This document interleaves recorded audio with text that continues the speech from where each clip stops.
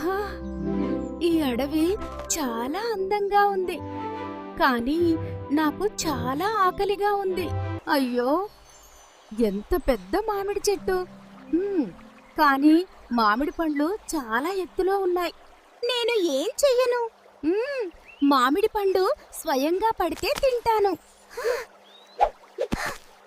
కష్టపడితేనే ఫలం దొరుకుతుంది స్నేహితుడా. అవును, నేను కూడా ప్రయత్నించాలి.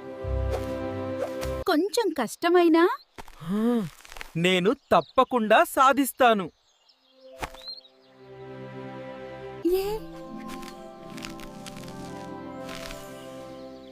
ఇప్పుడు నాకు మామిడి పండు దొరికింది. నీ మాటల వల్లే నేను ప్రయత్నించాను. ధన్యవాదాలు. కష్టపడితేనే నిజమైన ఆనందం.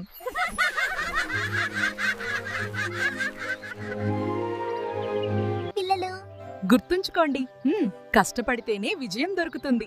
ఇంకా ఇలాంటి కథల కోసం మా ఛానల్ను సబ్స్క్రైబ్ చేయండి.